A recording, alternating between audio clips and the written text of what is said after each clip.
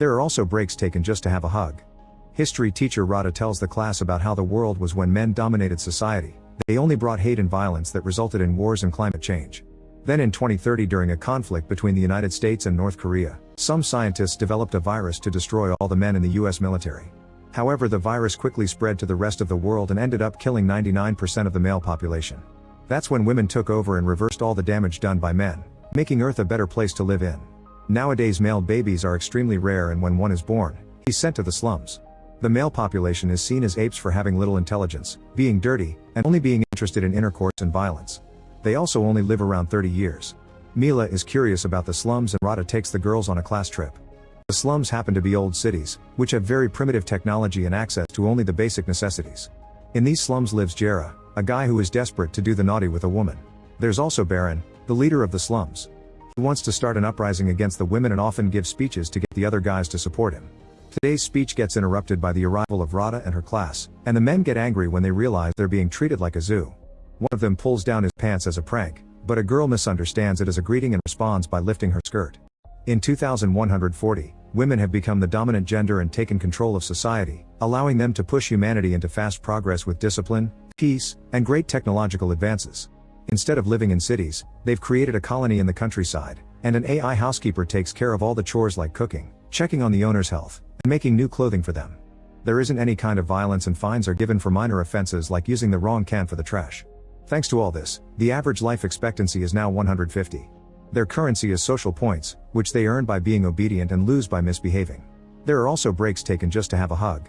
History teacher Rada tells the class about how the world was when men dominated society. They only brought hate and violence that resulted in wars and climate change. Then in 2030, during a conflict between the United States and North Korea, some scientists developed. The council has no choice but to leave. Sometime later, Jera puts on what he considers nice clothes and tries to flirt with Rada, even donating a point to her beauty. However, Rada snaps and yells at him, blaming him for always getting her into trouble. As her anger grows, she asks him to stay away from her and leaves. Upset by this, Jera leaves a letter at Rada's door and makes his way to the colony's borders, where he waits until hugging time to offer the guard a hug and steal her device. Then he disables the barrier and runs out of the colony, so the guard immediately blows her whistle to send a drone after him. Keeping an eye on the drone prevents Jera from seeing an oncoming vehicle, so he's hit by it and ends up in the hospital. At her house, Rada finds the letter, which has an apology and a goodbye from Jera. Meanwhile, Vera asks Baron to make his men attack Two Hills.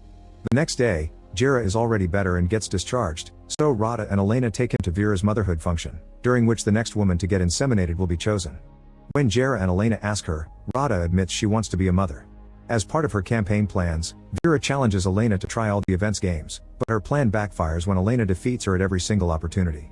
In the meantime, Rada and Ia go to Zoya's secret theater where she's playing a naughty video to show how real people used to get pregnant. Rada is horrified because it looks like the woman is being tortured and quickly walks away. Then she bumps into Jera, who offers to make a baby the natural way instead of waiting to be chosen by the lottery. Rada is disgusted by the idea, but Ia likes it and asks Jera to do it to her. Jera looks at Rada for permission, and since she says he can do anything he wants, Jera agrees to do it with Ia later. Next, everyone gathers to hear the lottery winners and Rada is surprised to hear she's won. At the same time, Ia takes Jera to her place and tries to replicate what she saw in the videos, but Jera finds it cringy and leaves. He decides to return to the event where Rada is giving a speech, but she interrupts herself when she sees him. Realizing her feelings, Rada turns down the lottery prize and begins walking toward Jera. Suddenly, Baron breaks in with his men in the old car. They immediately kidnap Rada and begin destroying the whole place while looking for more women to mate with, causing chaos and all the women to run away. Once he has Elena and Rada, Baron looks for his payment, only to find an empty box. He calls Vera for an explanation, but Vera says he knows too much and must go. At that moment, Vera's guards surround the gang and point their guns at them, so one of the guys makes a milk bottle explode to distract them. As the gang and Rada run away, Baron keeps Elena hostage at gunpoint and uses her as a shield to escape as well. They hide inside the Mother Center, where all the seed is kept. Baron wants to ask for a reward in exchange for Elena's life, but Elena explains Vera will be happy to lose the competition. Now they're locked there, and a furious Baron starts blaming Vera for everything.